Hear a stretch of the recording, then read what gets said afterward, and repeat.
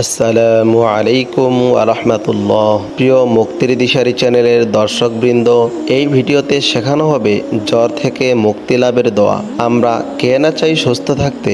ছোট বড়, তরুণ, যুবক ও বৃদ্ধ বনিতা সবাই চায় সুস্থ থাকতে, কিন্তু এরপরও মানুষের জীবনে অসুস্থতা আসে। আর স্বাভাবিকই অসুস্থতার কারণে জীবনযাত্রায় পরিবর্তন আসে।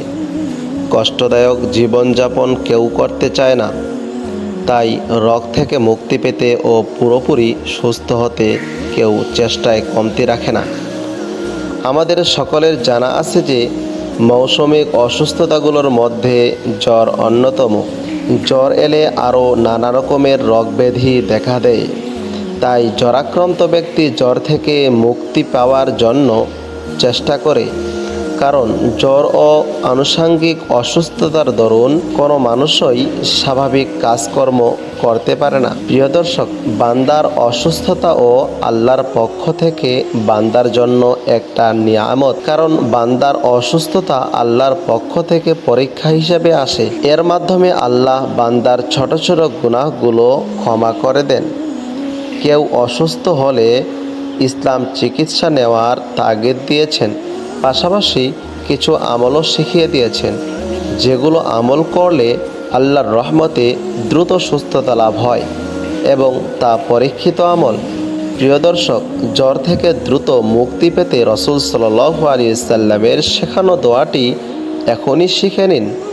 আব্দুল্লাহ ইবনে আব্বাস রাদিয়াল্লাহু তাআলা আনহু বলেন, জ্বর ও অন্যান্য ব্যথা থেকে মুক্তি পাওয়ার জন্য আল্লাহ রাসূল সাল্লাল্লাহু আলাইহি ওয়াসাল্লাম আমাদের এই দোয়াটি শিক্ষা দিতেন।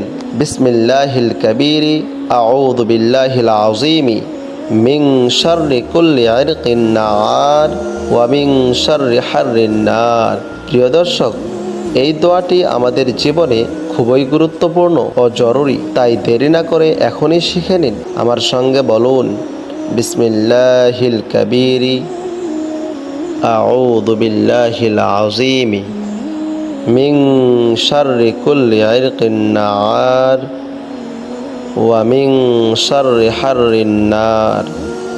অর্থ: মহান আল্লাহর নামে আমি আল্লাহর আশ্রয় প্রার্থনা করছি প্রবল প্রবাহমান রক্তচাপের আক্রমণ থেকে এবং জাহান্নামের উত্তপ্ত আগুনের অনিষ্ট থেকে।